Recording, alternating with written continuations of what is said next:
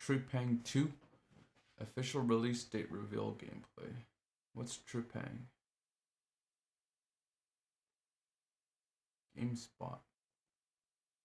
It's not often talked about, but I think it's something important to finally shine a light on some heroes in the YouTube community. The pranksters.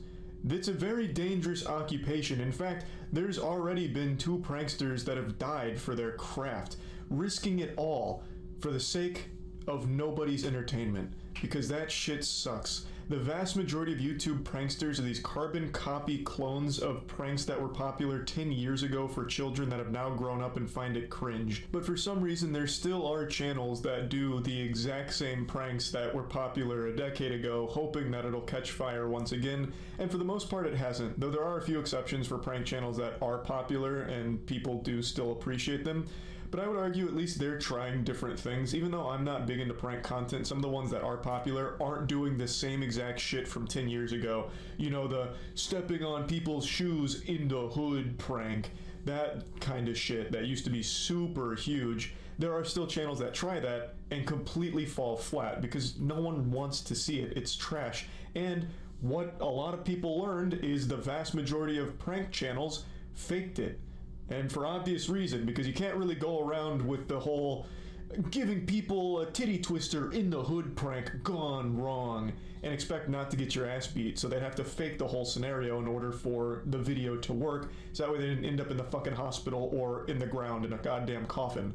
But a lot of kids that grew up on that content must have not realized that they were fake, because twice now in the last couple of years, 2 pranksters have been shot. One of them died. He was doing the fake robbery prank where he charged at someone in a parking lot with a knife. The person turned around and just fucking executed him like John Wick. So he got shot and died for it. And now what we're talking about today, a YouTube prankster named Tanner Cook pulled some prank in a mall that they haven't revealed what it was yet, that ended up getting him shot in the stomach and nearly killed him, but he pulled through. And in fact, this is actually a heartwarming tale because he got shot and he immediately learned that was great for his channel growth. So his channel grew by like 5,000 subscribers, and he made it clear in his interview after surviving the shooting and after surgery that he can't wait to get back to doing more of that content. He's an up-and-coming YouTube sensation. He does pranks where he's just a public nuisance. So he was doing a prank video in the mall, and a guy pulled out a gun and shot him in the stomach.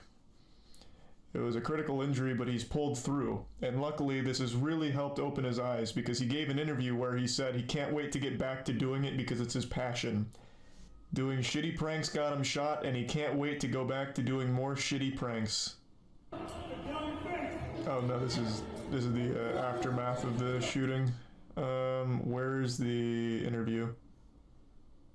So this one? Tonight you'll hear from the 21-year-old YouTuber shot at Dulles Town Center in Virginia. Our map. USA 9 and 31-year-old Alan Coley. This witness capturing the moment deputies arrested Coley, who is now facing felony charges including aggravated malicious wounding. I was just playing a prank, a simple practical joke, and a guy didn't take it very well and shot me. Officials Not fierce. And even after being shot, Cook says he plans to continue making videos because it's his passion. Now giving this simple statement to the community. Just wholesome. Stay safe out there. To be clear, the Loudoun County Sheriff. What a great takeaway. He can't wait to get back to it because it's his passion. Bothering people and filming it for your YouTube pranks. Hey, at the very least, he's not faking the pranks. And I guarantee he said it's just a prank, bro, after he got shot. I guarantee it. This is not the only time this has happened. I actually covered a story like this, I think 2 years ago.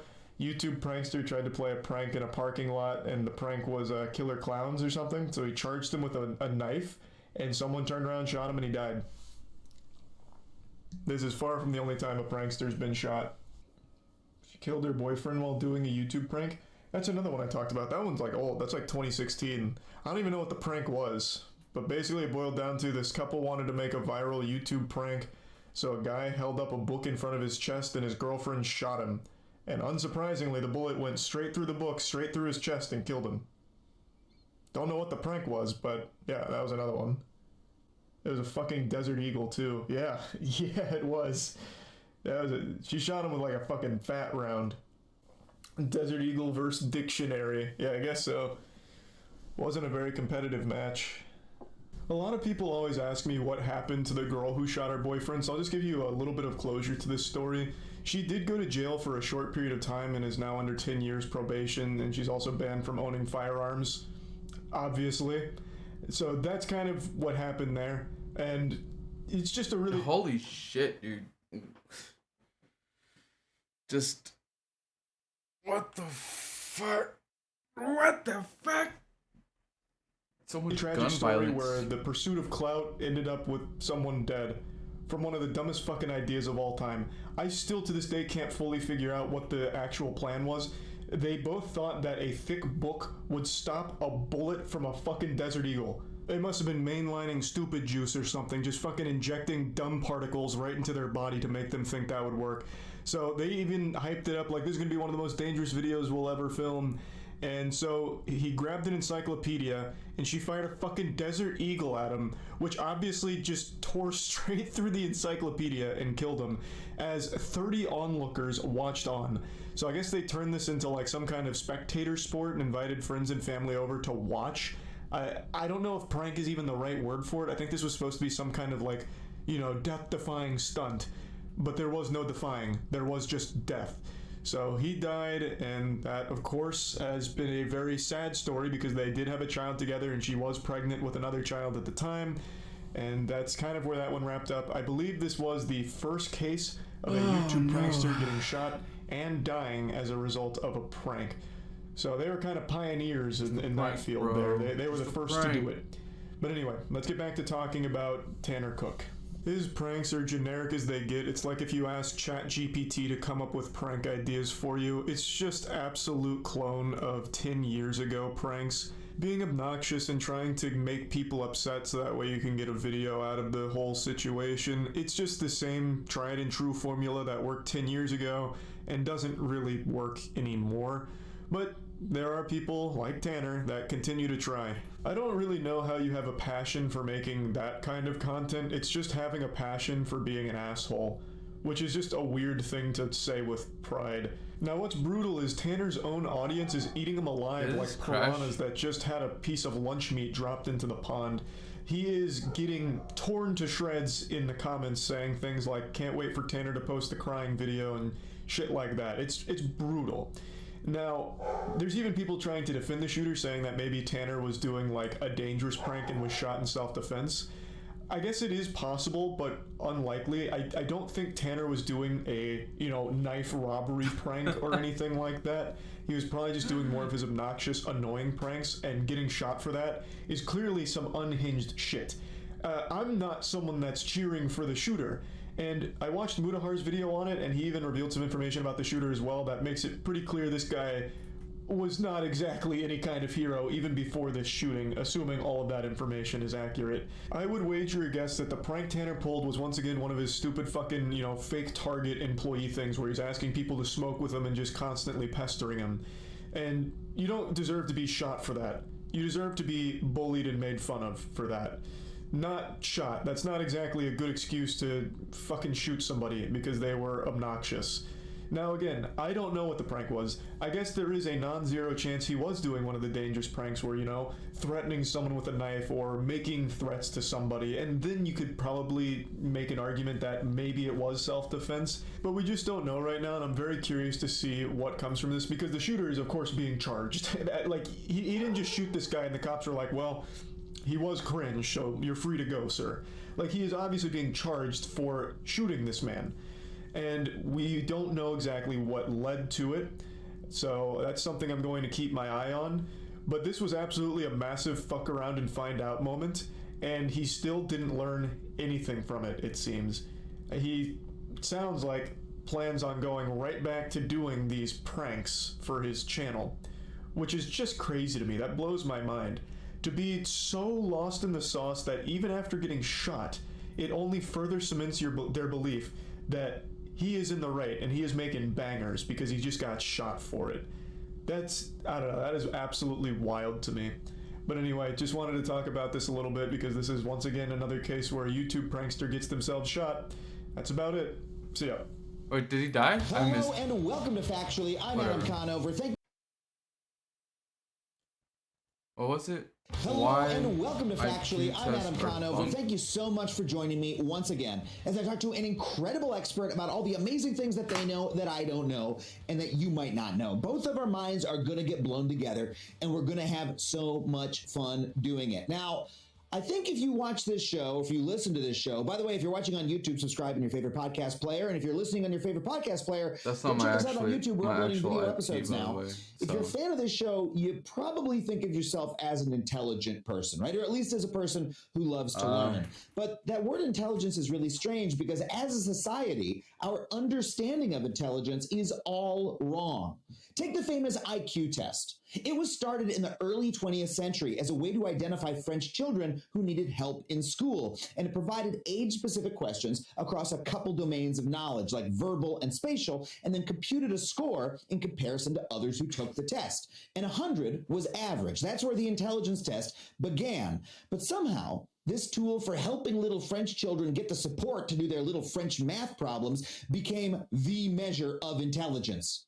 The U.S. went on to use it to sort World War I recruits, and soon eugenicists, both in America and Nazi Germany, just loved having a sciencey tool to justify their preconceptions that some people were innately smarter than others. People in power used the IQ test, this fallible thing made up to help French kids, as the basis for policy, racist policy. And of course, I might not need to say this to you because you're all smart people, but this is bullshit.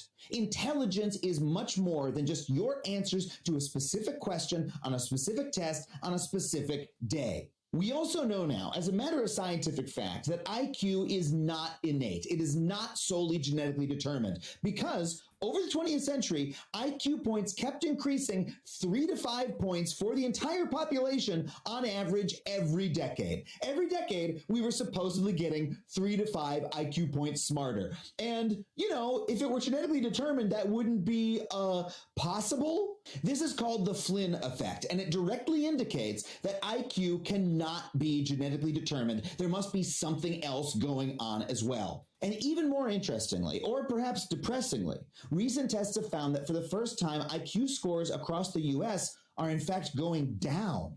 Now, you might hear that and want to yell, idiocracy, reality shows are the problem, I always said so, and that's your right as an American, okay, to make that claim. But researchers think that something more interesting is happening. Perhaps there's a ceiling to intelligence, or that once there's a certain level of access to nutrition and education and environmental justice in a society, that our scores plateau. Or maybe there's been a legitimate change in the skills you need to succeed in our society. The nature of what constitutes intelligence might have in fact changed. Think about that. Tellingly, while some IQ scores went down in this recent study, spatial rotational skills, the kinds you need to play, say, video games, actually went up.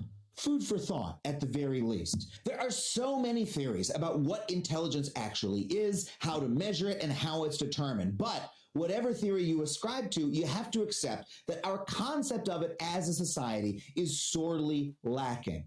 There simply must be more to this story. And to help us find out what it is, we have an incredible expert on the show today. Her name is Dr. Rena Bliss, and she's a professor of sociology at Rutgers and the author of Rethinking Intelligence, a radical new understanding of our human potential. Now, I know that you're going to love this interview, but before we get to it, I just want to remind you that I'm going on tour this year. If you're in San Francisco, I'll be there from May 5th through 6th. If you're in San Antonio, Texas, I'll be there from May 11th through 13th. And if you're in Batavia, Illinois, I'll be there from June 8th through June 10th. Come out and see me. And if you want to support this show, I want to remind you that you can do so on Patreon. Head to patreon.com/Adam Conover. Just $5 a month gets you every episode of the show ad-free and a whole bunch of extra goodies. Now, without further ado, let's get to my interview with Dr. Rena Bliss.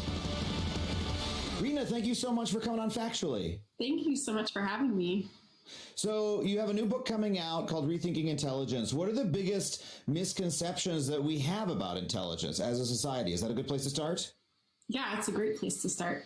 I mean, the number one misconception is that intelligence is really your IQ score. I think that is one of those weird kind of cultural beliefs that has been so pervasive for so long. I mean, centuries at this point, right? And yet we can't seem to shake it.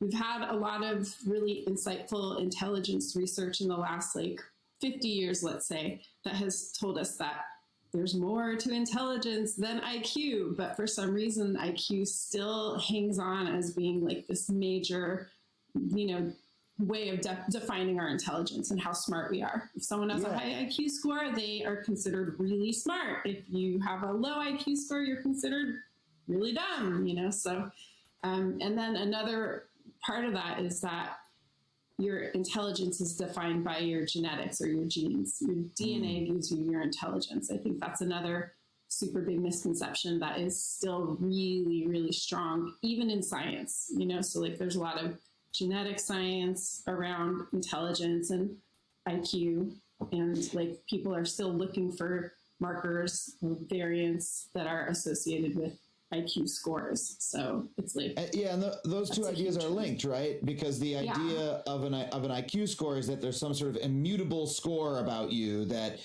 your height or maybe your weight, where your weight can fluctuate, but we sort of believe there's a genetic component to it. You're born at a, with such a combination of factors that your weight is going to be about here. You may go up or down. There are a lot of things about people like that. Your length of your feet or whatever. But once you start poking at the idea of IQ scores at all, it starts to seem frankly, kind of ridiculous that this sort of one measurement that was come up with, within the last couple hundred years, would somehow measure everything about someone's intellectual quality, and you could ascertain it through a test of probably 100 questions or so. That seems kind of ludicrous. What is the history of that idea, and when did we start to realize that it was bullshit?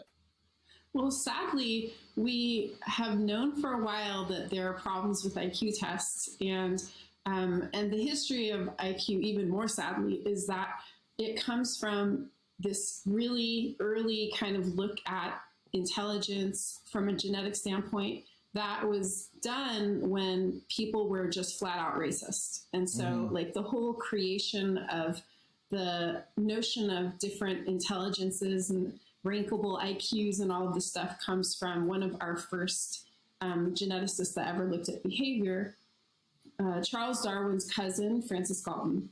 And he was just the most flat out racist guy ever. This is the guy, is he known as the father of eugenics? Do I have that right? Exactly, yeah. So eugenics was basically his form of genetics, and that he introduced, and it stuck because it really was the basis of all our genetic science until quite recently. And he was knighted, so he's like Sir Francis Galton. He's just he's only had a lot of good things said about him for a really long time, but at the same time, we have been discrediting the eugenics, kind of idea of rankable races and rankable intelligences and all of that stuff in the last, breeding humans for qualities we want or we don't want. We have a real moral revulsion because of what happened across the 20th century as a result of these ideas, but also they're no longer scientifically, there's no basis for them, we now believe. Right, exactly. So we know that that's a problem, and yet still today there are researchers who are looking for, like I was just saying, genetic kind of culprits for intelligence as measured by IQ tests. So we're still having the hunt go on for the same thing that we already discredited or have been kind of trying to dismantle for the last 50 years. And so it's still there's kind of like a split in how research is being done. A lot of research is trying to discredit, and then some research, little pockets of genetics, genomics, which is the newer version of genetic science that looks at our whole entire genome in our bodies and everything. So there are little pockets where people are still doing that gene hunt and trying to say some of us are just born smart and some of us are born dumb and many of us are born average, whatnot. But I think the mainstream of science has advanced our thinking on it. The mainstream of science is showing us that intelligence is way more than just, how well we perform on a test at a given moment, a snapshot.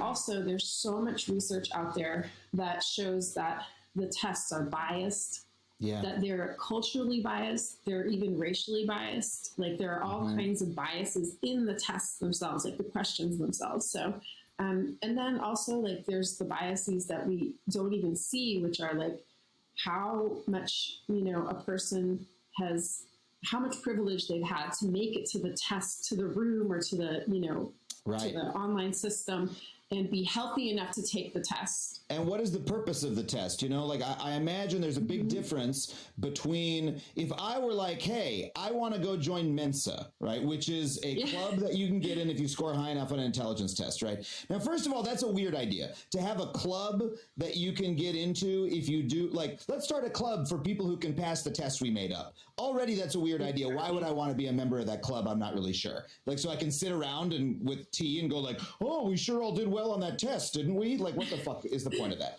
But if I decide, hey, I'm a college educated person who values my intelligence very highly. I value it so highly. I want to try to get into this club, and I'm going to take a test, right? And I go take that test. I'm taking it under very different circumstances than someone who is a foster child with a history of acting out in school, and then a counselor says, hold on a second, maybe there's something wrong with that boy, and then they take them into a special room inside their disadvantaged public school and give them a test to figure out whether or not they need to send the kid to some kind of remedial program, out in the country or whatever.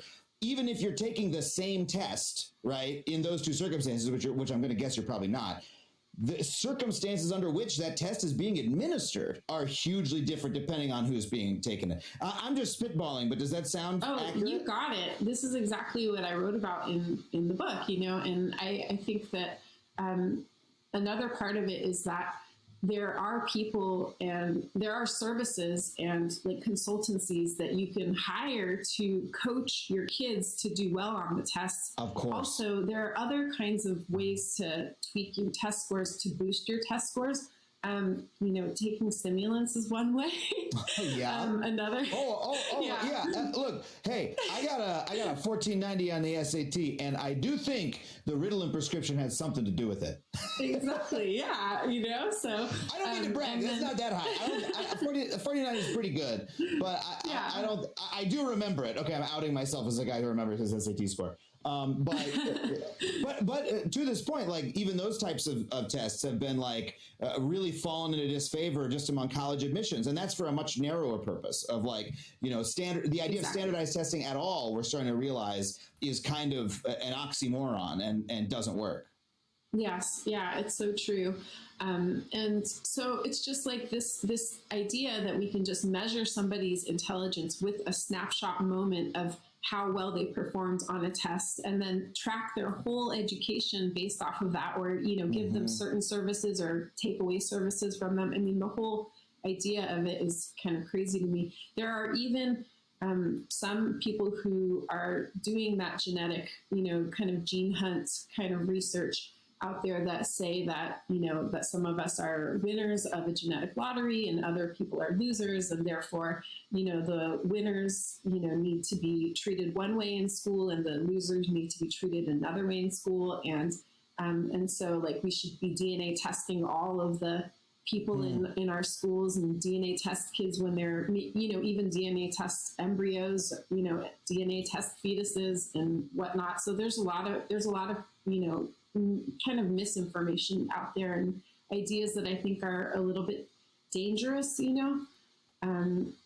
maybe they're not as bad as when we had like, our leaders of our countries telling us that we needed to sterilize and euthanize, so-called like euthanize people based on their IQ scores. Well, and people were sterilized, euthanized, or had brain surgery done on them, as a result of these scores. So that's not like theoretical. It's not something that was just in movies. This was like something that was literally done to people. Let me just bring it to this though, like beyond the test, something that always seemed ludicrous to me about the test, but the notion of idea of intelligence in general is the idea that intelligence is one thing. Like the notion of there being a single number that you can apply to an IQ score, that you can apply to intelligence, carries with it the implicit notion that there's one factor called intelligence, as there is with height. But even if we're talking about strength, like a person's strength, there's multiple dimensions. There's how much can you deadlift, and there's how much you can bench press. And those are two different numbers. How much can you bicep curl, right? There are different muscles that do different things. And we also know that the person who can bench press might not be able to do a yoga pose, right? Like we're aware of this with the physical body. The same is true of intelligence, right? Like this is a word that means a lot of different things. Definitely. And that's why I offer this new way of looking at it, a new definition, if you will. So I say, instead of using scores, like SAT scores and IQ scores and all of these standardized test scores that we have, instead of looking at these scores that, again, are just a snapshot of how you happen to perform in this very moment, in one moment in time, let's look at intelligence as learning from our environment. It's something that we all do. We do it all day long. You don't have to be neurotypical or seem like a brainiac to do it. You actually do it. There are very amazing ways that we've shown in the last 20 years of research that people who are neurodivergent are highly intelligent and have different ways of exercising their intelligence. And so, this is a better definition. I think it's more accurate, it's more precise, and it's what we do as humans. We are intelligent. We have infinite potential to learn from our environments. We just need to be empowered to do that. And, this also relates to one of the topics that I bring up a lot in the book, which is the, taking care of ourselves and reducing stress in our lives. Because one of the things that really hampers us and hinders our ability to learn from our environments is stress, and feeling that stress and having it percolate through our bodies and through our, all of our cells and our organs and all of, down to our DNA. It actually affects and can modify our DNA in really harmful ways. So like stress is super toxic for us. And so, I'm trying to get us to the point where we see that all of us are intelligent. Okay, and that's pretty that cool. We also see that all of us have this huge responsibility to empower ourselves and each other to be less stressed and to be able to exercise that intelligence, to see that there are opportunities to learn for all of us at all different moments of our lives, and to do that learning, foster that learning, instead of comparing us and saying like, oh, you were born, you're great, don't need to worry about you. Oh, all you people, you're... Oh yeah, also one thing. People are going schizo and shit. Okay, people are going schizo and shit. I saw him was saying some shit. Oh, you didn't play the Valorant team. Okay, the transfer. I greenlighted the transfer. Okay, 4 days ago, and I confirmed the wire transfer.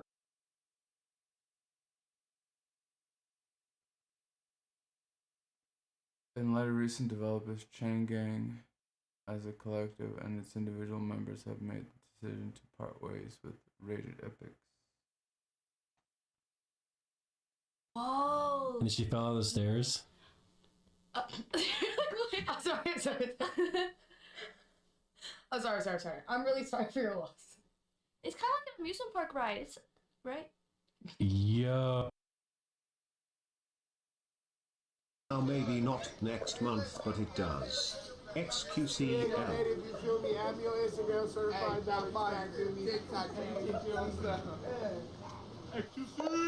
What the? Hey! Yo! What the fuck is that? What the fuck is that? Guys, chill! I was watching in peace. Chill, don't involve me into this.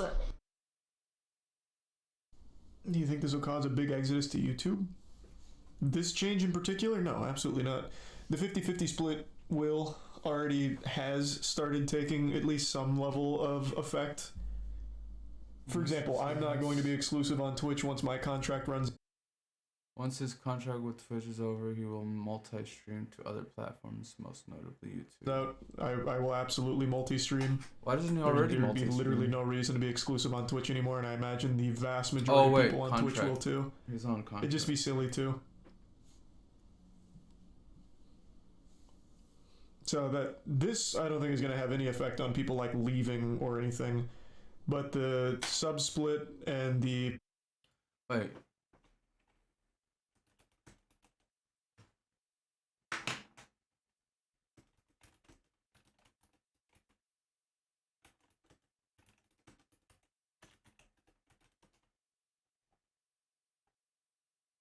This is affiliate.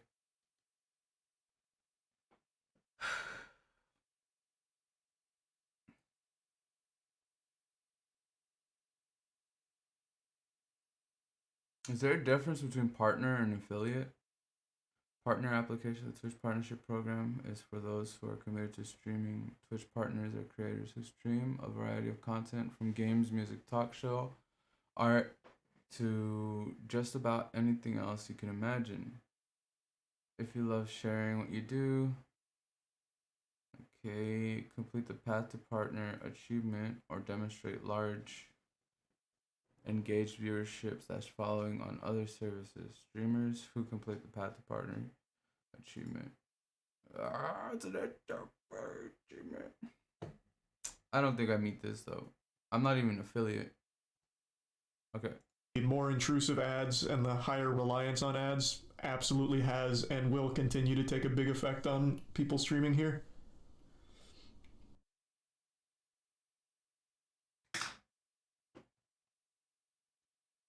Then, there was just a lot happening, and I just got kind of like blindsided, and I was embarrassed, and yet at the end, I understand that in that lots of time, I definitely should have communicated more, okay? But there are things that I just couldn't say, and it wouldn't make sense not to explain. I thought, okay, maybe my managers are gonna clutch, and they will explain these things, because they're the ones that are talking to them, not me anymore, right? At that point. And I felt so bad, and I felt so embarrassed about some of this shit that I was dealing with, that, Ask governor about XQC contract. Everyone's this guy let us on. What? For a month. Oh wait, what? He was just talking about ghosting Valorant team after signing term sheets with them. That's right. He like dropped you guys already? We're never on. Oh. We had term sheets signed and everything, but then he just like backed out like last second and just ghosted us. It's fuck. Okay. XQC's my juicer though, so I don't care. He can. What is it? Why juicer them? It wasn't bad. It doesn't have the full hit. All I have to do is clip it at least a little bit. Thank you. Oh wait, now he's got him. Northbound turn on Cortland Avenue. Another suspect jumping is this guy? Running for it. They're going to take him into custody in short order here, and the driver is continuing once again. So now 3 people have jumped out of this vehicle. What the fuck, bro? He really tried to blend back in. I'm just a law-abiding citizen, sir. Oh, I don't know what's going on here right now. Just a law-abiding citizen walking down the street, you know, as one does. He tried it. He tried it. There was an attempt, bro. That's funny. You failed to qual, you get fired. You lose a lock-in tournament, you get fired. Mercilessly fires his entire Valorant GC team. I don't make the rules. I learned this from watching other orgs. You don't make MSI, that contract I was gonna offer you? Bro, you're not supposed to do what other people do. You're supposed to learn what other people do so you could do the opposite.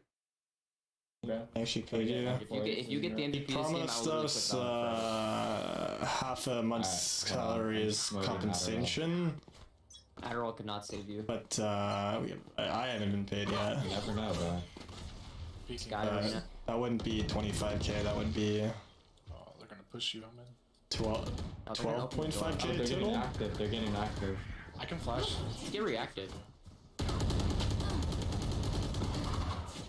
real act. It's you bait for me too? I know, I'm in. He's dogging. Oh, we're good. Oh, you tagging me. I'm the big pooper. One's here, one's close, one's big. God damn it, dude. I don't know. They don't know. I don't even know what's going on. Oh, all right. I'm gonna take as many breaks as I want to. You want to know why? Because for the last 6, almost 7 years, every time I've called streaming a job, you said job in quotes and Omega laughed. Every time I said my office, referring to the place I stream from, you guys said office, Omega laughing. So guess what? I must not be at a real job, right? By that logic, which means I can stand up right now and leave. Peace. I mean, like, I'll be real with you.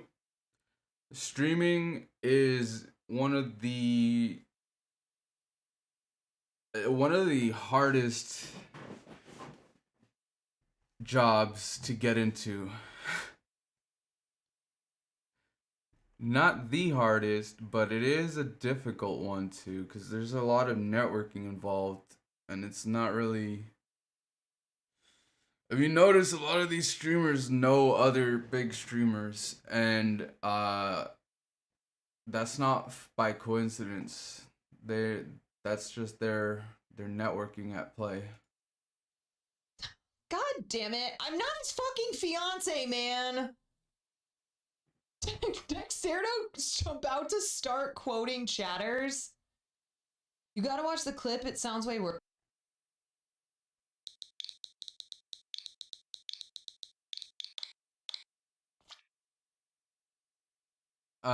But yeah, I mean, streaming isn't exactly a job. It'd be more like a independent contractor. So the general rule is that an individual is an independent contractor. The payer has the right to control or direct only the results of the work and not what will be done and how it will be done. If you are an independent contractor, then you are self-employed. So I wouldn't really, it's not really a job as much as it's, so the general rule is that an individual is an independent contractor if the payer has the right to control or direct only the result of the work. And this is assuming that the payer is your revenue stream, whatever you're making out of Twitch or whatever it is you're doing, out of your super chats or whatever.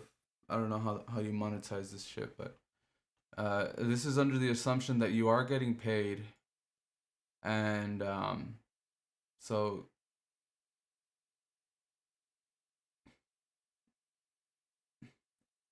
it's not exactly independent contractor, but it's closer to that than anything else.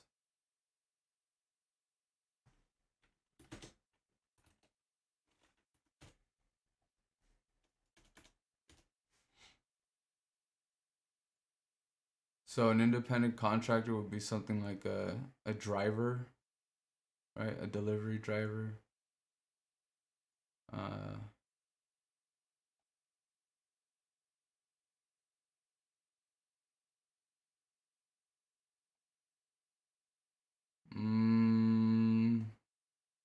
Appliance repair, I guess.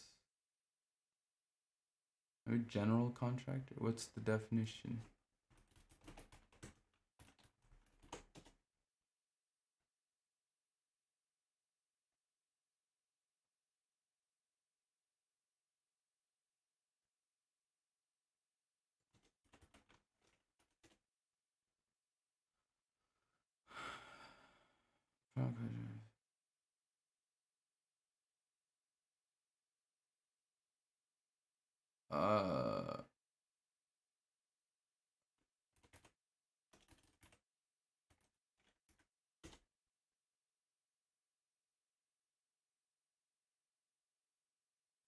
So it's more like freelancing, I guess.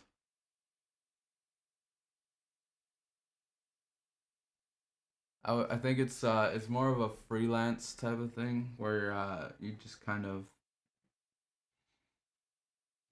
hop on and if you're already getting views and shit and you got a following or you have subscribers, like if you have a revenue stream that comes from it, then definitely freelancing. And like to get into it is very difficult. I think once you're already making it, it's not as difficult. It's actually just getting started that makes it one of the harder quote unquote jobs. So mad respect to these fucking big streamers that are making it. Go check it out because it's sick. Thank you guys so much for watching, and until the next video, yeah.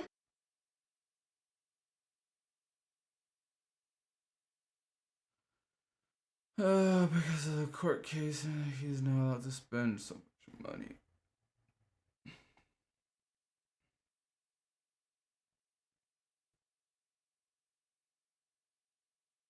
What's new, though?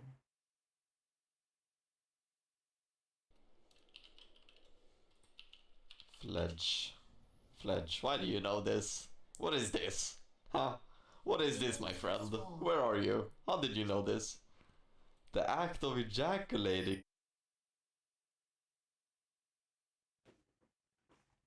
No, wait, if I Google that, something's probably into the asshole of one sexual partner, then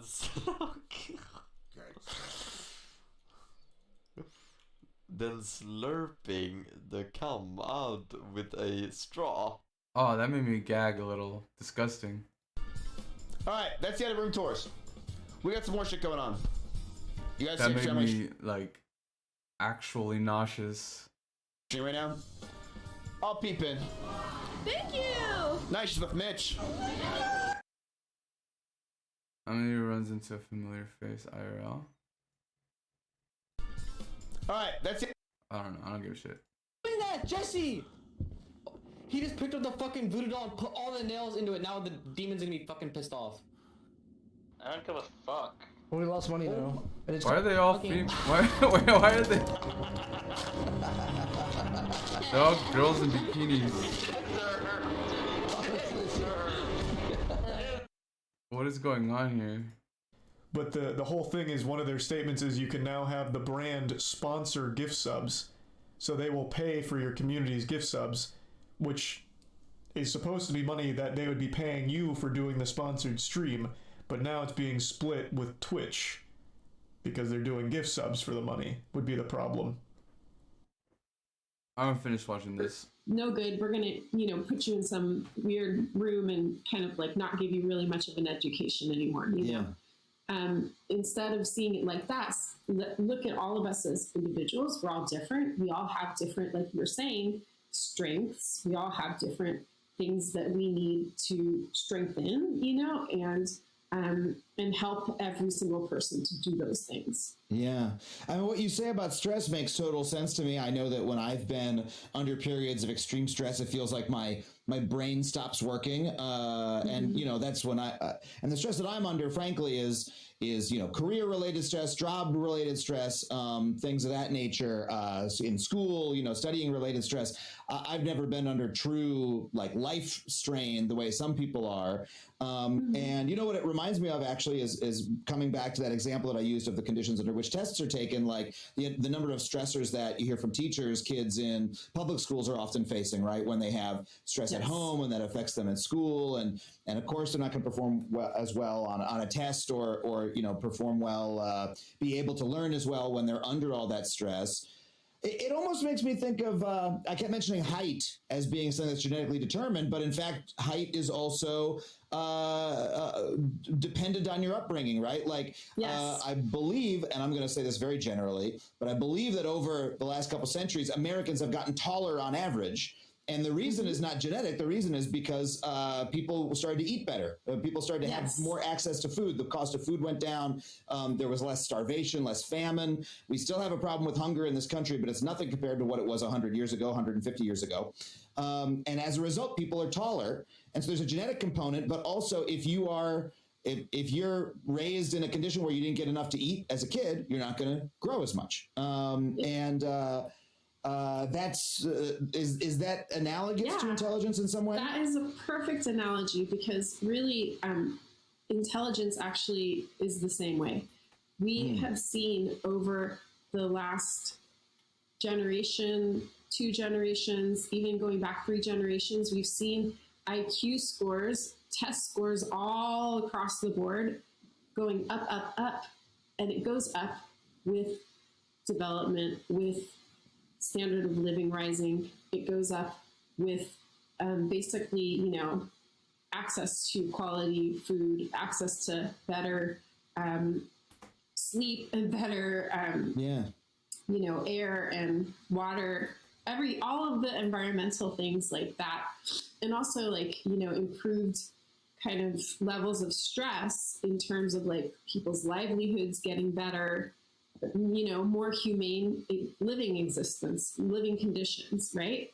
So it's the same kind of thing. You see, even just like those flawed test scores are all shooting up thanks to standards of living going up. And when you do these comparisons in different parts of the world, what you find are that anywhere where there's been an uptick in living conditions, you get an uptick in scores, and you get an uptick in height, and you get an uptick in basically anything that is partially genetic and very much environmentally determined as well, you know? And so it's really important that we think like, okay, how can we increase everybody's standard of living so that we're not just comparing apples and oranges and then saying like the apples, well, they just happen to be born perfect, you know, and these oranges are total losers, you know? It's like, well, did we empower those people to be winners? You know, saying it's just their genes is really just flat out lying about where the inequality lies. Yeah, and we don't need to, like, this doesn't need to just be a social argument, like it's borne out by the facts, right? Like, I've read that air quality, you mentioned air quality in your list, and I'm like, yes, I have read in the last couple of years that there's like a really definite link between air quality, even on a moment-to-moment basis, and how well your brain is functioning. Do I have that right? Yes, you do. Yeah. And one of the other things that I wanted to mention about where the science has taken us is towards this idea of neuroplasticity. So we have all of this great neuroscience showing us that our brains are changing, they are malleable, and they can grow and develop throughout our whole lives. Yes, we grow and develop in crazy ways when we're infants, and then when we're babies and toddlers and, you know, children, and things kind of take a different form as we get older, right? But we are still changing. We're still growing. We can still create new, what they call neural networks. And so it's really important for us to seize on this opportunity to always grow. We can do that because our brains want us to do that, right? And so it's just, this idea that like we are limited to some kind of score that we took when we were 5 years old, you know, as I did when I was 5, you know, and that's when my whole educational path, you know, started to get cemented into place, you know. And my students too, I have, you know, I'm a professor now as well, and I have students who have all kinds of horrendous stories of being tested when they were 3 years old, you know, to get into preschool, and then, you know, getting tracked from that age. And so it's not just something that happened to, you know, millennial moms and whatnot, you know, it's also like a whole, and Gen X's and Xennials and, you know, all of the different people from who are like, you know, adults, like full on adulting right now, you know, but also like, you know, young people, 17-year-olds, 16-year-olds that I have that's, you know, are telling me like, this is what I'm going through right now. Like I'm at the tail end of the high school experience that all got me here due to this one test I took when I was 3 years old, you know? It's crazy. Yeah, well, man, that's a great note to take us into our first break. We'll be right back with more Arena Bliss.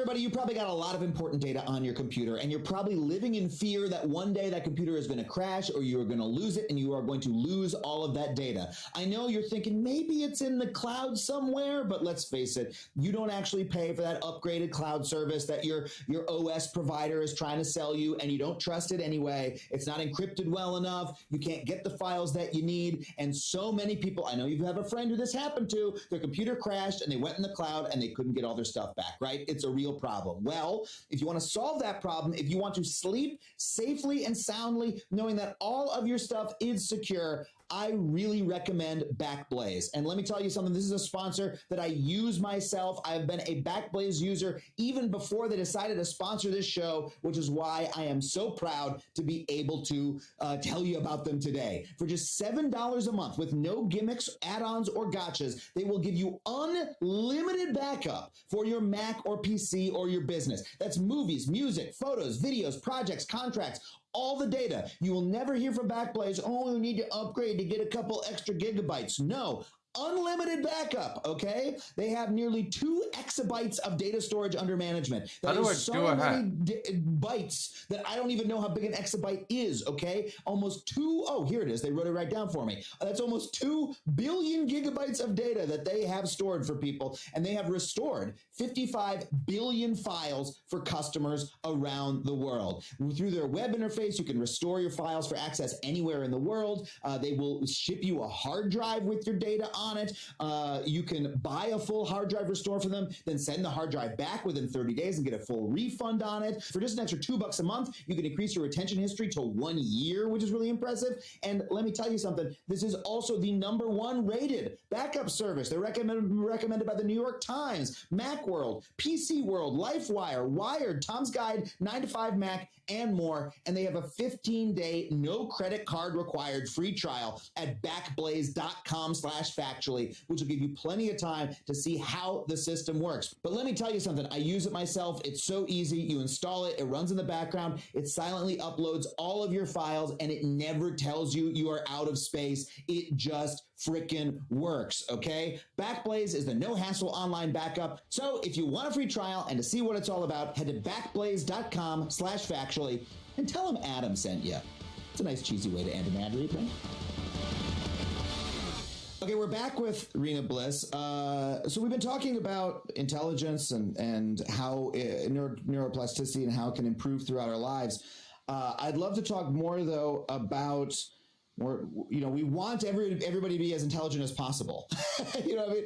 There's a big desire. Oh, how do we improve our schools and how do we help kids be smarter, et cetera. But in the reading that you've done about all the different research about this, what are the factors that are not normally taken into account? We talked before the break about air quality, and I think about a couple of years ago I visited Mumbai, visited some friends there in India, and the worst air quality of any place I've ever visited. You felt it, as soon as you stepped outdoors after a couple hours outside, you could taste it in the air. That's a very well-known problem in India. But I'm like, man, if there's a link between air quality and some measure of intelligence, I don't want to say it's IQ tests or whatever, but if you're not able to think as well, then that I can only imagine the deleterious effect on entire generations, right? And that's not simply places like that. There's places in the U.S. that, depending on where you live, in Los Angeles, where I live right now, different areas have different air quality. If you live right next to a freeway, which, freeways are driven through, the communities of people of color here in Los Angeles specifically. Exactly. It's a matter of straight up history. And present day zoning, it's so true. I mean, there's so much great research being done out of UCLA.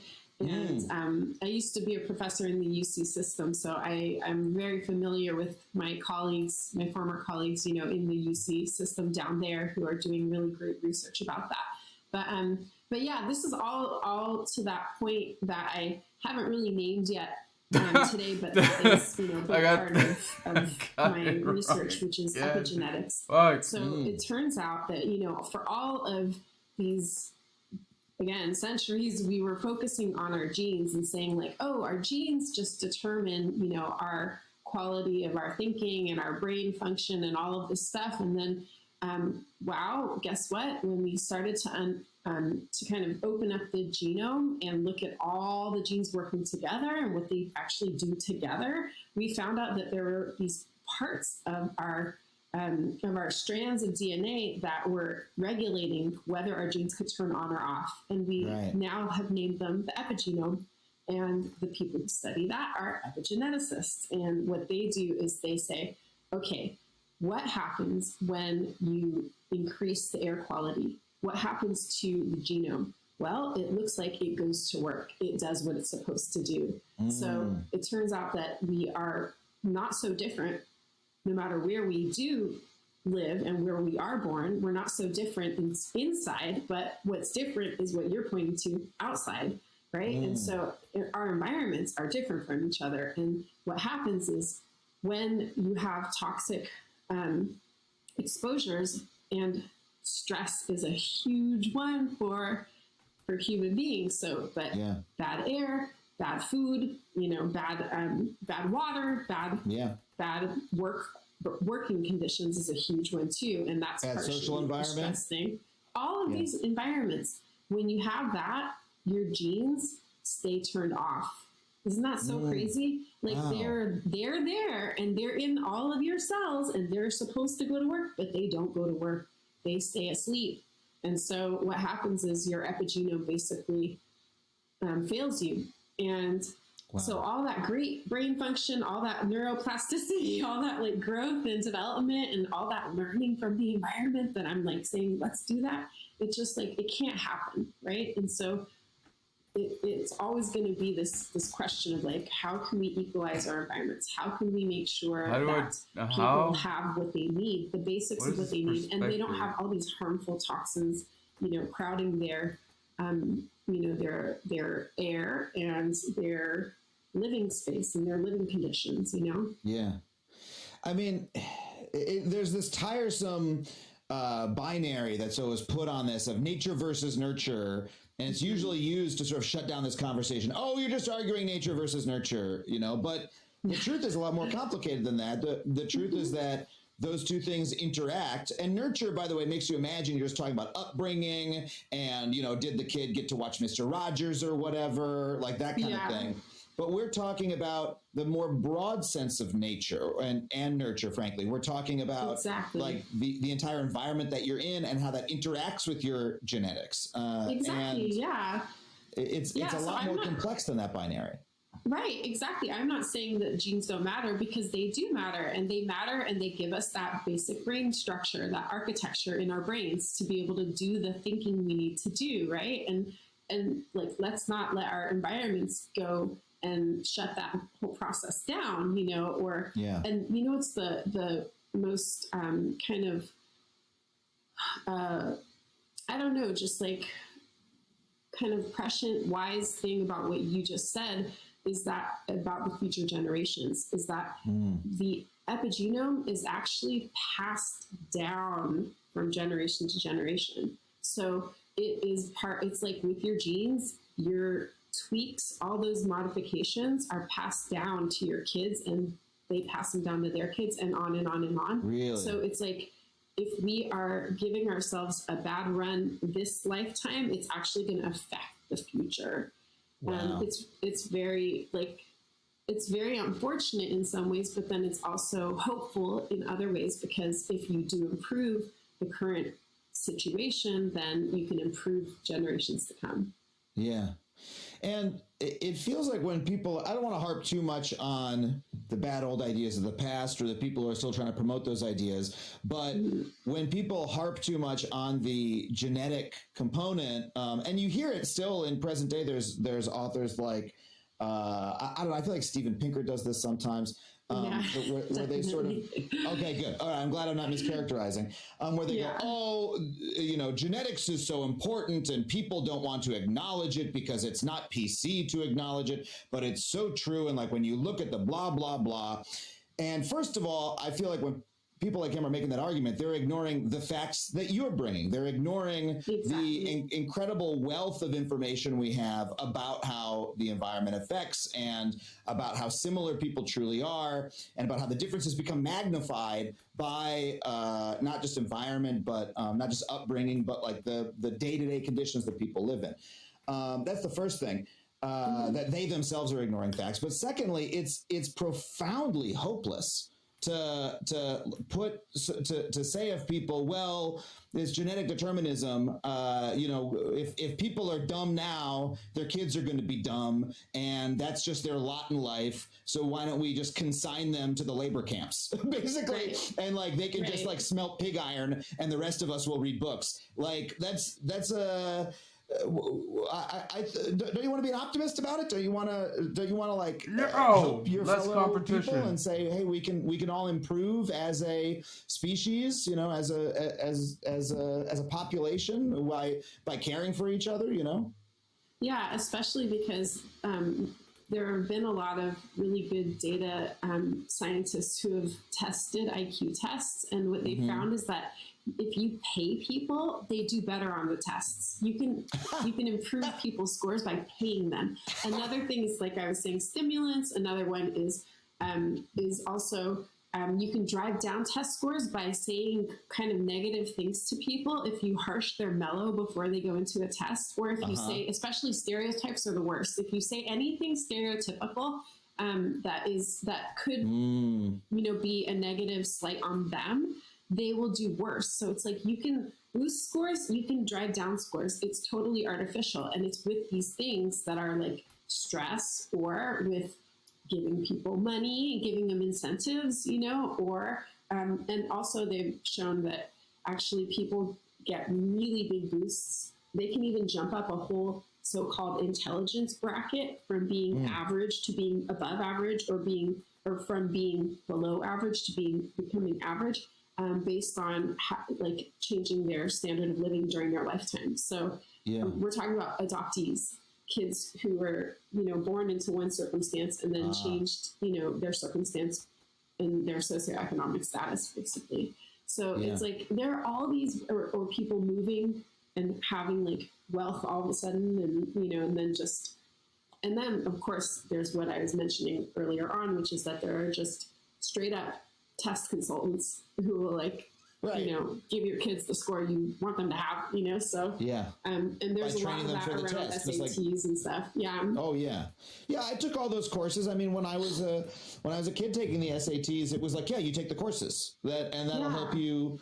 You do the test prep, and the entire at the time. This episode is not about SATs, but it is still stunning to me that I took the test in the late 90s.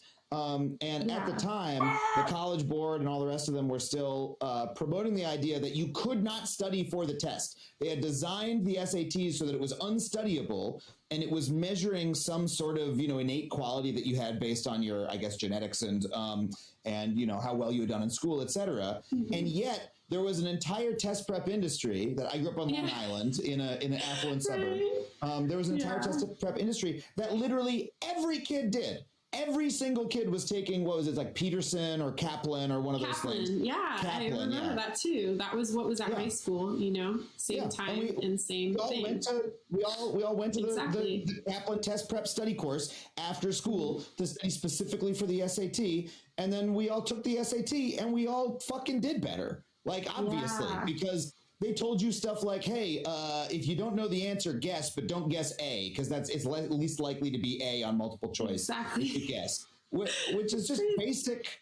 Some kids don't get that training, right? And they do worse on the test, and therefore the test was wrong. So I'm sorry, again, this is not about standardized testing, but I think there's still a similarity there. Well, there's even, you can do it earlier. So very, very affluent families know another trick, which is that you can get your kids tested into a gifted and talented education program if you coach them when they're like 4, and so you can do like and I'm not saying whether, that you or I weren't like affluent enough to, I wasn't personally, but I have no idea your specific situation or, other people's situations, but I think that there are it will surprise some some viewers and listeners to know that you can actually hire companies to do that work and to track them even earlier if you want to. And that's just absolutely not fair. And it's very expensive, but if that's your goal, if your goal is to like make sure that, you know, little Janie gets into Harvard, you know, and you're just set on that. Like if you have the means, you can just throw a bunch of money at it and make things, you know, more likely to be real. I was not, you know, my parents did not pay for that sort of service at that young of an age, but I know that I was tracked into a higher level of schooling at every level, right? My parents were both had PhDs, and they, you know, moved to a particular school district in order to, so that we could go to, you know, one of the better public schools in the area on Long Island. It was a very good school. It wasn't even that rich of a school. It was just good. But, you know, as a kid, I was told I was intelligent. I also, though, had, I was put into the higher level of all the classes. I started reading at a young age. There were a lot of books in the house. As a kid, I acted out a lot. I had ADD. I was really, you know, I'd run around and yell and scream and stuff like that. And I was chastised a lot for that. But also the response to when that happened when I was a kid was they actually tracked me higher. They said, oh, this kid is, he's acting out because he's bored. He must need to take more advanced classes. So I actually skipped a grade in elementary school because they thought I needed more challenge. And then when I was in, you know, middle school, there was like a gifted and talented program that I was put in with a couple other kids. Now, again, not like my parents were calling the school up, but for it, it just sort of happened that way. And then when I was in high school, it was, you know, I was one of the kids who did all the AP classes. And at that point, it was like there were just like tiers of the school. There were the AP class kids, there were the regular kids, and then there were the kids who started getting tracked into vocational programs where they went and learned air conditioning repair and stuff like that, or like, you know, et cetera. And, you know, I benefited from all of that. My parents weren't doing anything nefarious. That's just sort of the way that, what they were encouraged to do by the system, and B, how that advantage compounds upon itself. And, it really does. You know, intelligence leads to intelligence leads to intelligence, one after another. And I was very aware that there were kids in the same school who were not getting that same treatment. I was, you know, a child, so I didn't really know what to do about that. But, yeah, it's like pervasive, and I can only imagine if I was a kid in a different circumstance who, when I acted out, they said, "Oh, this kid's dumb. Let's put him in a dumb class, make him take a test to prove that he's dumb, not treat him well, you know, and then tell him that he's dumb over and over again." And one of the most depressing parts of the story is that students of color actually get disciplined, and a lot of them get removed from school for the same exact behavior. So at one of the classes that I teach at my university is called mental illness. And it's really a mental health and illness class. It's not like I just talk about, you know, disease or something, you know, but I talk about learning disorders. I talk about all kinds of, you know, I talk about ADD. I talk about everything under the sun, mental, right? And one of the harsh statistics is that students of color, particularly Black students and Latinx, and, you know, but especially Black students, are disciplined for the very behaviors that white and Asian students are given special permissions and a lot of the time therapy and psychological support for. And so you've got like the same exact behaviors, but you've got different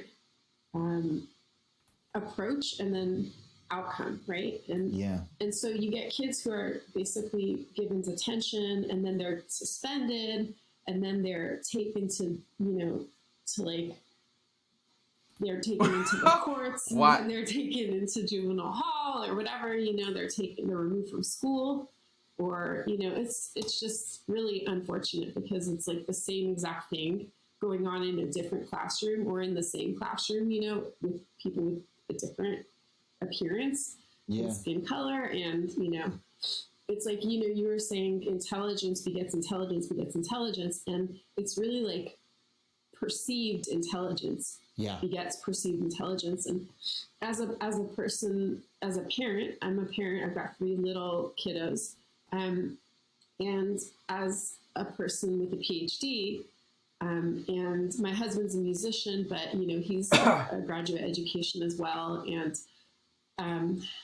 was in a PhD program at one point. And so it's like, I already see how we've got 2 kids that are in kindergarten at public school now, and we've got one in preschool as well. And I can see how, how there's just a belief that kids who have parents who are highly educated are going to be easier kids to teach.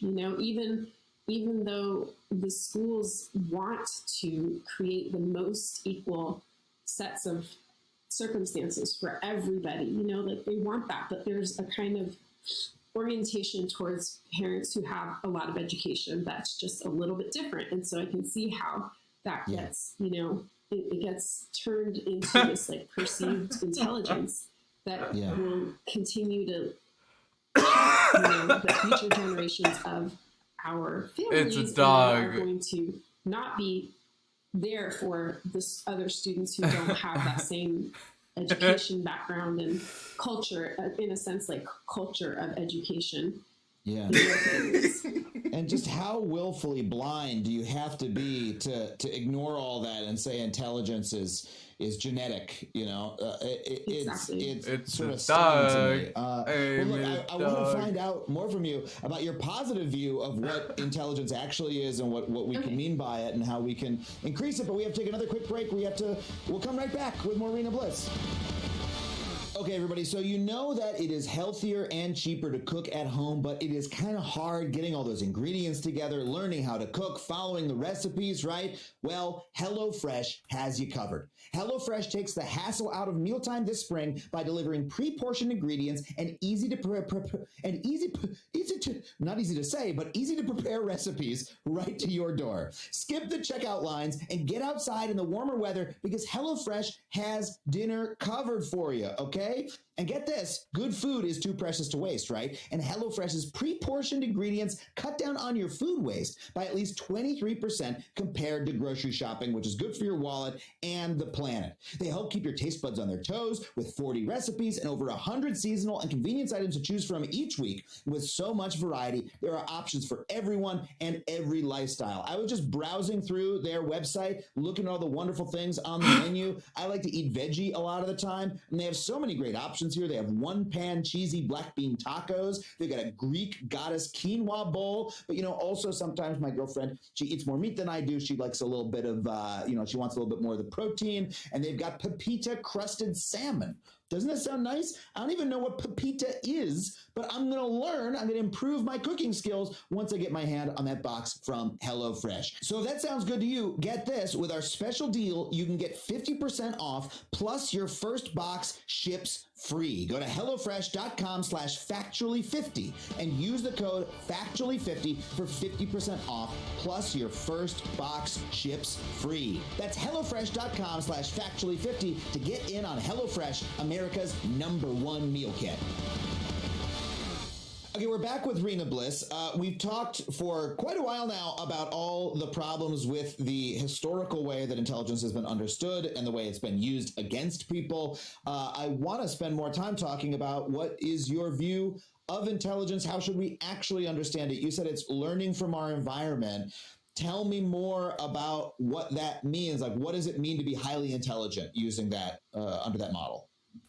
Yeah, I think that just highly intelligent would be having a great awareness of the opportunity to learn from your environment. I want us to get to the point where we see the potential in everybody to do this and where we actually empower people to do this. But if people don't even know that there is this opportunity to learn, then, it's like, where are you going to go with that? And what I mean is not that we spend every single waking moment of our lives learning things. It's just more like being aware that our environment is presenting us with opportunities should we decide that this is the moment to take our environment up on it. So, for example, it's like you're sitting in a room, I'm sitting in a room. I think you have your dog in your room. You know, there are so many things that you could learn about, think about, know about, more about him or her. It's Annie, right? So about yeah, her. Annie's my dog. Yeah. Yeah. So okay. So you know, there are so many things that you could be learning about, thinking about, knowing about, in terms of like, you know, the audio, the visual stuff, you know, the technology that you have around you. There's so much that we can learn about anything in any environment. It's true in our work environments. It's also true in our, you know, enjoyment environments and our leisure moments of our days and stuff like that, and in our family settings and whatnot. And so, so there are always these moments and opportunities, and unfortunately,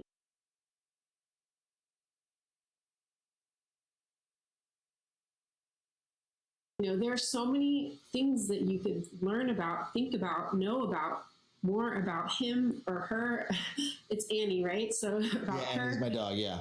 Yeah. So okay. So you know, there are so many things that you could be learning about, thinking about, knowing about, in terms of like, you know, the audio, the visual stuff, you know, the technology that you have around you. There's so much that we can learn about anything in any environment. It's true in our work environments. It's also true in our, you know, enjoyment environments and our leisure moments of our days and stuff like that, and in our family settings and whatnot. And so, so there are always these moments and opportunities, and unfortunately, a lot of people aren't aware of that, and so then they are just kind of like, you know, moving through life in this way of like, you know, I've got to do this, I've got to do that, and I've got to like just, you know, roll through. And so one of the things that I like to talk about and that I write about in Rethinking Intelligence is, first of all, adopting a growth mindset. So shifting from, again, thinking of yourself as a score or like a fixed amount of intelligence to a person in process, a person who's always learning, always developing, always neuroplastic, always having more opportunities to learn. And also I talk about how important mindfulness is, because it's a really good way to kind of calm yourself, reduce stress. And it's also a good way to tune into the learning environment, right? To tune into the learning opportunities in your environment. One thing I say is seize the learning moment. So it's kind of, it's kind of like a little slogan, you know, just do it, like seize that moment. And also just see that there are always opportunities to learn with people around you. There's something I write about called connected learning, and it's just basically learning in collaboration, synergistically, and with an emotional connection to another person or other people. And it's a more effective way to learn. You know, you were saying how like there's so many different aspects to being intelligent, and what was going through my mind was there's so many different aspects to memory, for example. There are different parts of your brain that are working on retrieval, on cementing in new information, on comparing new and old information, on retaining information and getting back into the deep, long ago kind of memories, and looking at the short term kind of like closer to the present moment kind of memories. And so it's like there's so much there, you know, and we see in learning research in particular that when you have information connected to a context and connected to like real life, and especially when you are engaging with others about that information, you retain the information better. You actually learn better. So one of the things that I want us to do is really just try to have that, conjure up that emotional component and that real life kind of component to the learning moment. You talk about neuroplasticity and how we can, you know, we keep growing and changing. I'm curious how that interacts with, you know, aptitudes, because if we're talking about, I assume that you would agree, there's different dimensions of intelligence. There's different areas in which one can be intelligent. Someone could be very intelligent about music, right, and understand it very clearly. And some people, you know, feel very, you know, unable to, you know, process it, right?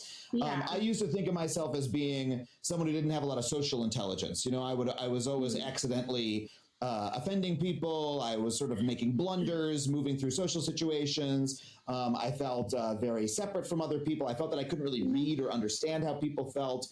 And then in my 20s, I started doing stand-up comedy constantly, and it cured me of a lot of social anxiety through, I guess, pure exposure.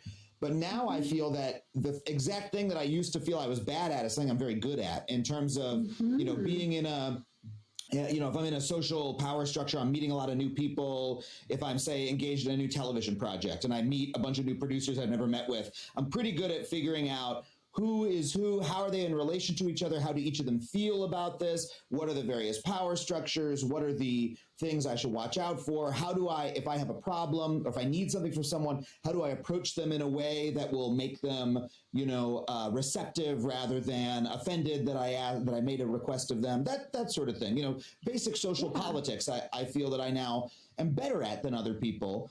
And if you had asked me 15 years ago, I would have said, no, I suck at that. I should never try to, you know, engage in that sort of sphere. I'm more of a, you know, techie kind of computer programmer-y kind of guy. And now I feel kind of the opposite. How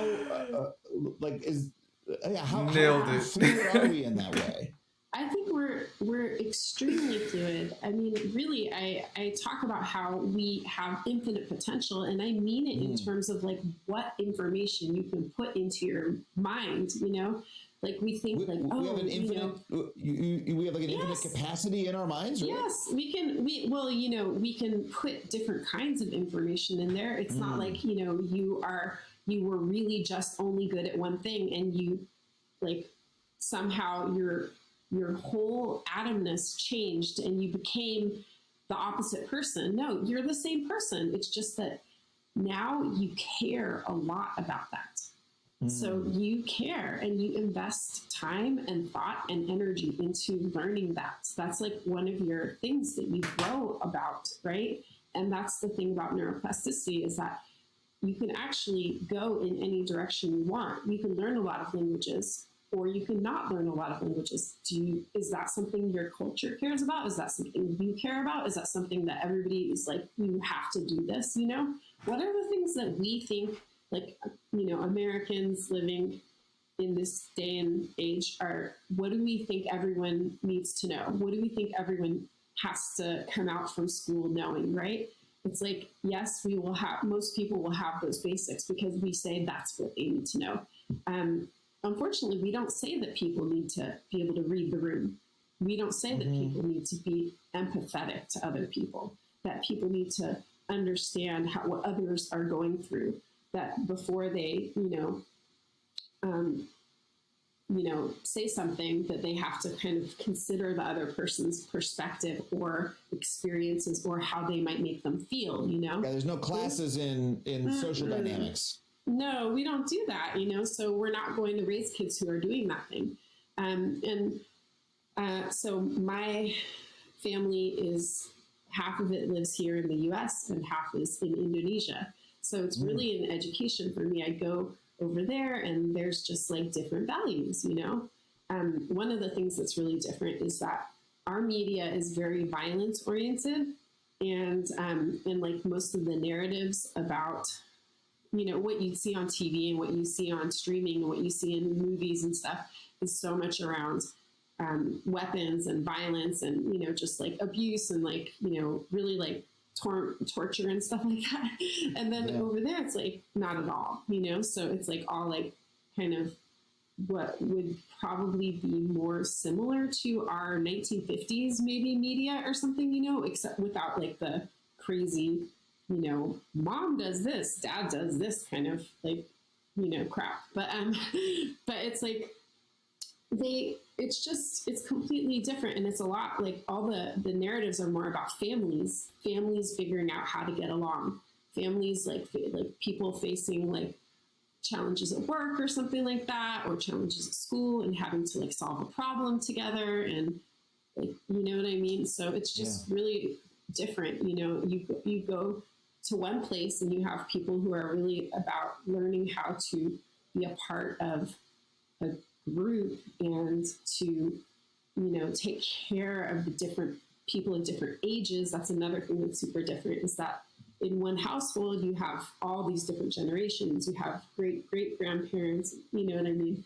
And you have like all the generations. And then here, people are more atomized, like the families are nuclear and they're just like kind of like, here's us and our kids, and then our parents are somewhere else and really somewhere else, you know, at this point, like they're in some other part of the country. I'm from LA, and, you know, I did my graduate work in New York City and lived there for like 10 years. And now I live in Princeton, New Jersey, you know, and none of our family lives here. And so, you know, when you look at us here, it's just our values are completely different. We're much more about like just giving kids basic reading, math skills, and a very individualistic and I would say narcissistic kind of way of being towards other people. So we're not preparing people to learn in the way that I'm saying we should, you know. I would like that to change. But yeah, I think that if we had social and emotional learning as like on our priority list at the top there, I think that we would have better learning throughout the whole entire education career of a human being in this country. And we would probably work out a lot of those inequality issues as well. Yeah. If we had that, if we just had basic training on those points, I mean, it's so funny that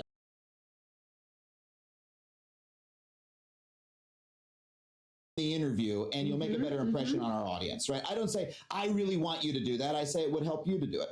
And this is extremely basic stuff. And what you're enlightening me to is it came to me as a revelation in my mid-20s. This is something that we don't teach, and it's something that we don't even attempt to teach, to let people. In fact, we denigrate that. That's self-help. It's bullshit. You know, when in fact, this is like, it's basic socializations, basic social skills. I want to ask you about learning as we age, right? Or intelligence as we age, because I'm getting a little bit older now. And I love that you're talking about the plasticity of the brain as we get older. And I'd love to hear more about that, because something I've confronted recently is I've adopted throughout much of my life this idea of learning as that I'm going to cram stuff into my brain and that it'll go up infinitely, right? Every time I read a book, I'm importing the knowledge from that book from the pages to my mind, and I'm going to remember it. And there's a lot of reading culture that is still based around that kind of, you know, very productive kind of learning, productivity focused. There's all kinds of guides on the internet how to take efficient notes so that you don't just remember the things that you read. You also like, you know, increase your intelligence by internalizing them and shit like that.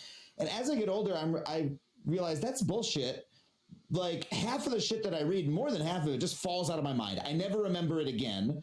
I'm reading it for some other reason.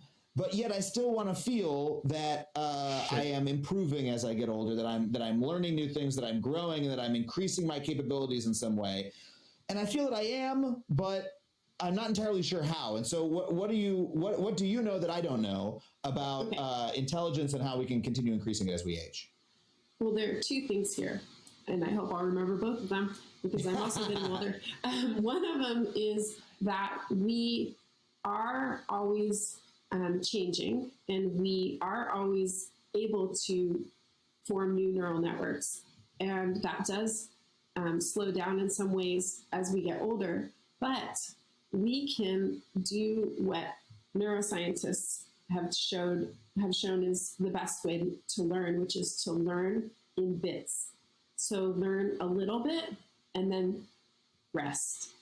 Learn a little bit more and then rest. So instead of cramming, that doesn't really work, because you'll get the information in, like your eyes will register it, and you might even like, you know, go ahead and take those great notes and whatnot, but it won't be really soaked in there without rest, a time for your body to kind of recuperate, your brain to like shut down and you know, chill out. And then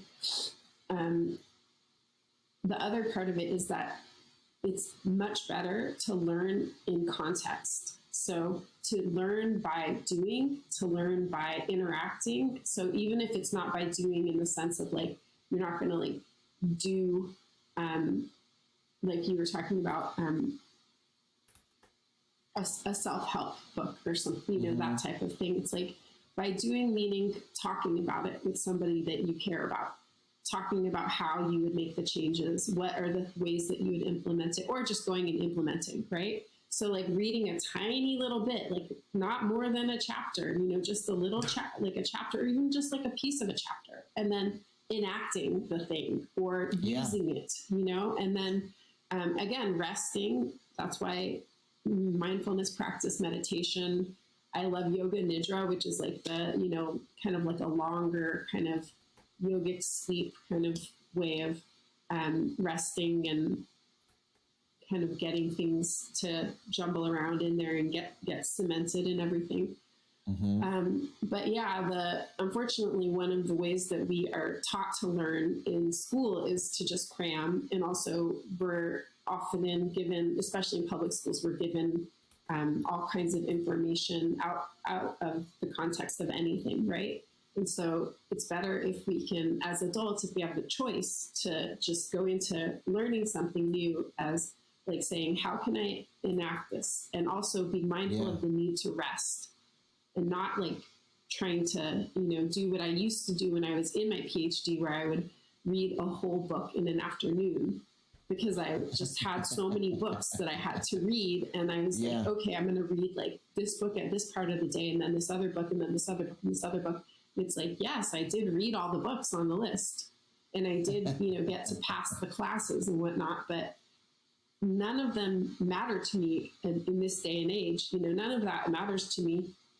All that matters are the things that I actually enacted, things that I practiced, things that I did with other people, especially people I loved, you know. That's where you build memories. You build like, you know, that kind of like your heart is in it. Your soul is in it, you know?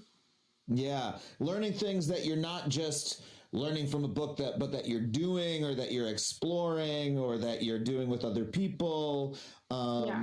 That's real, as opposed to like, oh geez, I should learn about the history of the atom or whatever. If that's an interest area, if that's something that you're actively exploring, that you have an interest in with other folks, that you can go participate in, that's great. But if you're just like trying to cram in order to like, an intelligent person should know about this, you're actually probably not going to benefit much from it. Exactly. And you know, why would anyone want to learn that way? It's kind of like you were asking about the Mensa Club. It's like, but why? Yeah. What is in it for you? You know, the book you mentioned, I've actually given that as a gift, you know, so I think it's a great book and it's a great resource. And it's like, I like that. What's in it for me? What's in it for them? What's in it for, you know, what is in it for us? And if you learn like that, where it's just like trying to check a bunch of boxes, it's just like, okay, you'll check the boxes. Sure. Yeah. You know, but are you going to be smarter from that? Are you really going to be transformed? Like, we want to be transformed by knowledge. We don't want to just be like, oh, I did it. You know, I performed it. Sure. That's actually one way of looking at it. It's just to ask yourself the question, am I performing something, or am I, you know, getting something out of, am I being transformed? And it's kind of a funny way to say it, because you're a performer, you know, so it's like, you know when you're performing because you're going on stage and you're ready to do it, right? And it's like, I'm performing. But like, do you want the rest of your time, especially when you're learning and stretching your mind, to be like a performance? Probably not, right? Yeah, it gets very exhausting. Yeah. And I am guilty of doing that too much. Well, to end us here, I'd love to ask, you know, one of our goals in schooling in our education system is to, you know, we want to raise the intelligence level of our entire society. You know, that's sort of the point of public schooling, or of making sure that every child has an education. We care about the education and the intelligence of individual kids, but we also know that we sort of want the intelligence of the entire society to continue rising in a general way, that's important. Even even just for the economy, right? Just on the most cynical basis, you need an educated populace. But we, of course, care about that for moral reasons and reasons of just it being a good thing. So how, in your view, in the last few minutes we have, I know it's a big question to ask, but like what changes, if you could design a way of educating children, how would does that look like Adam in order to give us the highest level of intelligence we can? I could have done the bridge better, a little bit better. Change our school environments from places Adam where ruins we paint. score kids and track them based on scores to a place where every child is seen as an individual and is treated as valuable and is treated as a person with infinite potential to learn and is given that respect and that grace so that they can learn. And to take the kind of punitive way of dealing with kids who are neurodivergent out of the equation, because it just ruins it for everybody. It also makes the whole classroom environment and the school environment a really untrustworthy place for kids. You know, even if it's not happening to your kid or to like you, it's like it's happening to other people, and it's just awful. You know, it lowers the morale of all the learners there. So, you know, that's one thing. But we actually can't fix all the problems within the classroom, because we would need to really equalize our other learning environments, because we're not only in classrooms. So I'm saying, like, we need to equalize our neighborhoods.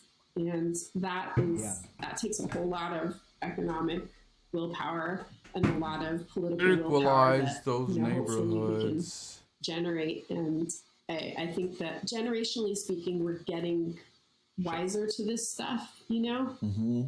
But I think that we have a long ways to go. Having equalizing our environments as our main priority, first top priority, and then having the social and emotional learning part of it being our second priority, I think that those are the two things that I want to see us do. I think that will actually raise everything. It raises our standard of living, which is going to raise even those flawed test scores.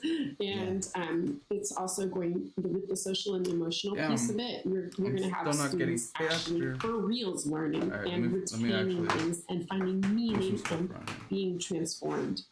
Yeah. And these are changes that would benefit everybody if we were to enact them, that it's not a matter of being soft on folks. It's a matter of, it's just like cleaning up pollution, like so many countries want to do, because they know that it's impacting their, their kids and their entire society. And they're like, hey, this is something that we need to do.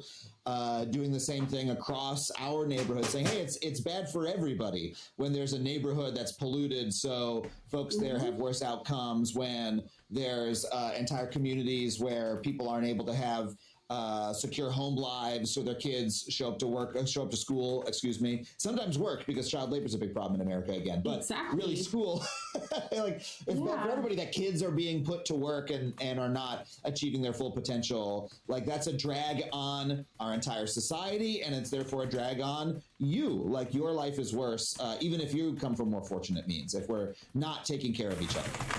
Yes, exactly.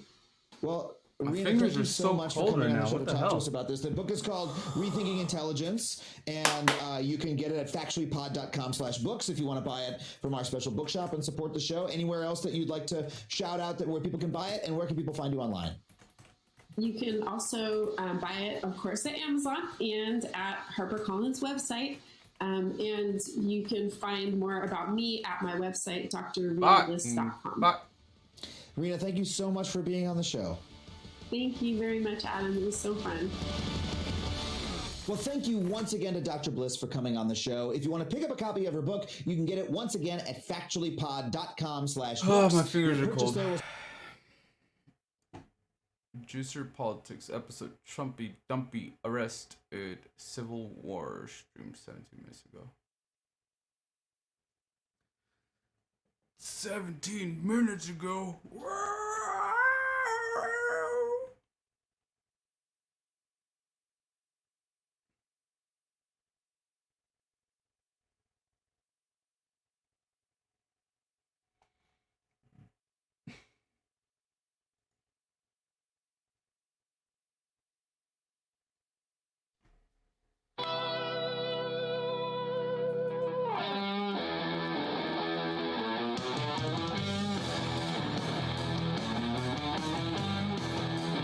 Dude, my fingers are so cold.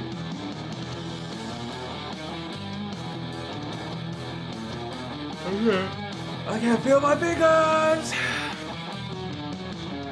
Yeah, dude, why do you keep doing that?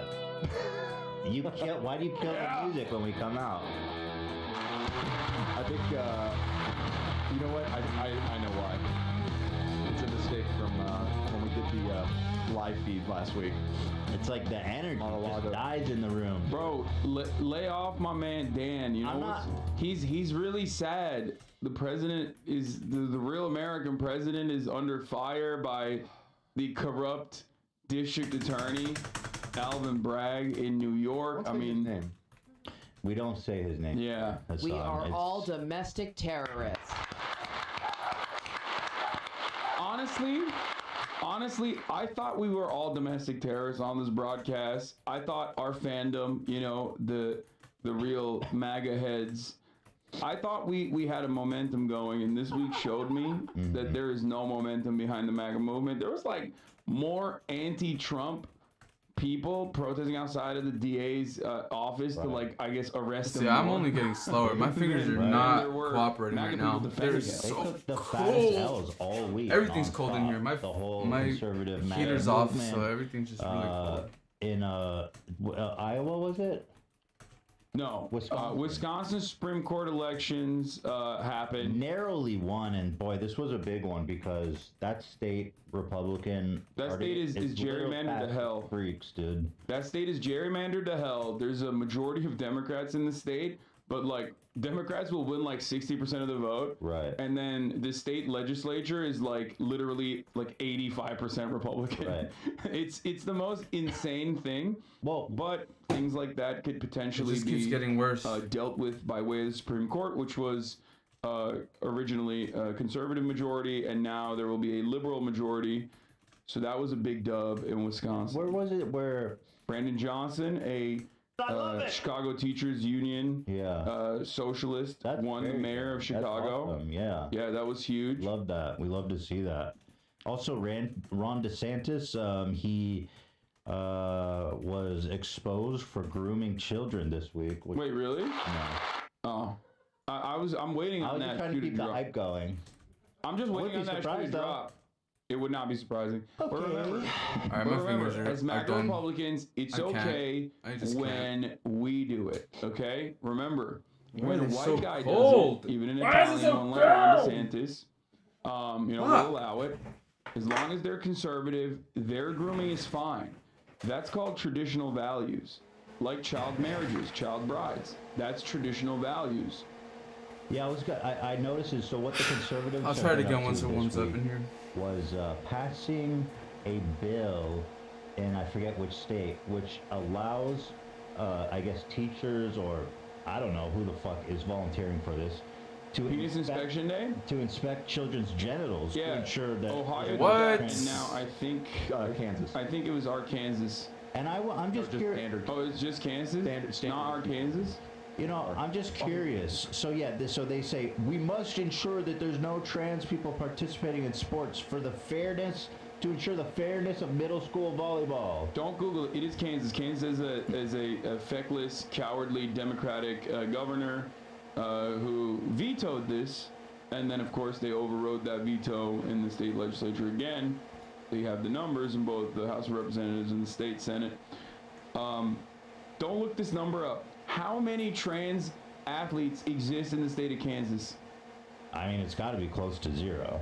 Just give me a number, any number. Well, like, so when you say trans athlete, you mean professional athlete? No, just from K through 12. Just any person up until the collegiate level participates in sports. Which is what this bill. Yes, this bill pertains to penis inspection days and vagina inspection days for literally children, like all the way from kindergarten to 12th grade.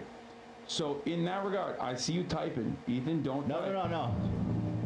Oh yeah, you're asking me something else. But Gosh, I don't know. So, I mean, that's a huge swath of people. That's a big number. I mean, what? Maybe, I don't know. Less It's than 106,000. I'll tell you the actual number. Okay. 106,000 students, I think, or it might even be more than that, that are participating in athletic competitions in the state of Kansas. That's all the whole pool. It's the entire pool of people competing in student athletic competition. It's got to be less than 50 then. 50? Less. Less than. Well, I keep saying you're not giving it to me. I say 5. Would you be shocked if I told you it was 10? No, not at all. I said 5. Well, guess what? I was lying. It's actually 2. It's actually, I was lying again. It was actually 3. I feel like I won this game. It was actually 3, and 2 of them are graduating this year, so it only leaves 1 trans girl in the state of Kansas that they're doing the penis inspection day shit. So there's going to be like dudes just, hey, bring those genitals over here, little lady. Exactly. You're going to have cis girls, like, that are fucking dominating, I guess, in some field. Right? It'll be like the swim meet or whatever, and you're gonna have the perverted fathers waiting outside, being like, "That team, they got them trans in that team. Go, I want to check their vaginas." Like that's literally what they're. So what's so fucking disgusting and cowardly? Shit, and I already perverse? forgot how to do this. Obviously, on face value, it is all that. But in the meantime, last week, they are talking about protecting children from gay and trans predators. Wow. And by the way, this is the guy who's spearheaded this to inspect trans genitals. Who's volunteering? Is it him? Yeah. Who's volunteering for that job? I would like to know their name and their place of birth, and also I would like to know their criminal history. It's very interesting. Jared from Subway, is he the inspector? It's very interesting that you mentioned that, because I looked through the bill. I read the bill, and I couldn't find a single area in the bill that talked about like potentially having a medical professional do it. They talk more about like stopping the harm. And when I thought harm, I was like, oh, like they're trying to at least like soften the blow by, writing extensively about like medical professionals that will potentially do this, like a physical or whatever. Nope. They meant harm as in like having a 12-year-old trans girl compete in a swim meet. That's the harm that they're trying to eliminate. We must maintain the competitive, sacred competitiveness of middle school swim meets. Yeah. And therefore, I volunteer to inspect. Also, it doesn't even have to be a trans person. It could be anyone they suspect of. Yeah, no. That's what I'm saying. So it could be, hey, little boy, you looking a little trans now. The kids used to come up and reach in the pool. Let me take a look at that little penis of yours. Make sure you ain't trans or nothing like that. That's my point. This is what the bill says they can do that. This is what a lot of people don't understand. A lot of people do not understand this reality that like there aren't that many trans people on the planet in general. Okay, there are significantly more cis athletes competing in these athletic competitions. This just allows psychotic, oftentimes maybe pedophilic parents to harass your daughters, so much harass your sons for the crime of competing well. Have fun with that, Kansas. This is the Kansas House Speaker Daniel Hawkins, who just passed the new anti-LGBTQ bill. I'm sure that this bill will not be exploited by anybody. No, definitely not. It's exploit free. It will not. Well, I think the whole thing is exploit. I don't think it can be used at all. Is it legal? Like, can you make a law that says kids have to show you their junk? Like, is that even a law that you can make? See, I mean, it's. My fingers were just cold. Like a Fourth Amendment violation. Yeah, right. But also like, this guy seems real horny. This guy wants to see your kid's genitals. Fourth Amendment, like unlawful search and seizure, erosion of privacy of a minor, child predation, but then like one really horny Republican state senator or state legislator. I mean, hey, little lady, you looking a little bit trans over there. Let me come take a look now. Oh no, she's okay. She's just a normal girl. All right, who's next? Oh, come on over here now, little trans-looking boy. Yeah, no, they're just Meanwhile, by the way, he just looks like the type of dude who's upset that like the Archdiocese of Baltimore got too much action. You know what I mean? He's like, he's jealous. Why is it that only them Catholic priests and archdioceses are having all the fun with the young men and young women? I think we should also get in on this piece of action. Don't get me started with the church music, Zach. Yeah, what I'm of course referencing is the Archdiocese of Baltimore. There was like a 498-page investigation. I guess it wasn't just that recently concluded that the Maryland Attorney General found that the Baltimore Catholic Church was just doing rampant child predation. Shocking. So this was coming out at the same time, right? And I can't emphasize just enough how the conservatives they're out here trying to prevent kids from being preyed upon. And I didn't see any one of them talking about this massive cover-up in Maryland. Just another and a long list of them. More than 150 Catholic priests and other associates of the Archdiocese of Baltimore sexually abused over 600 children. Bro, it's like and often escaped accountability. If you don't sexually abuse a child, they like make fun of you. They're like, this guy doesn't even want to fucking doesn't want to abuse children. Dude, What's wrong I got with you? straight up canceled for saying a few years ago that the Catholic Church is basically as close to like sanctioned like pedophiles. Like they're just, it's like an organization of pedophiles for pedophiles.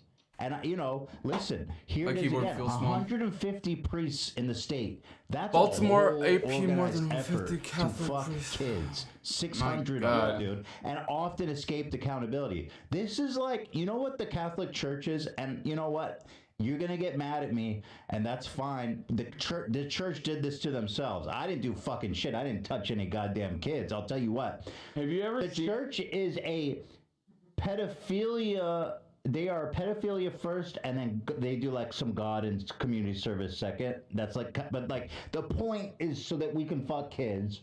Right, but then the secondary is so that we can form relationships, make it look like we're not just here to fuck kids. Yeah, but also that's the Catholic Church. But also, trans people exist. My counter to is that like there are trans people out there who are wearing programmer socks and playing Hearts of Iron. So that's pretty terrifying as a proposition.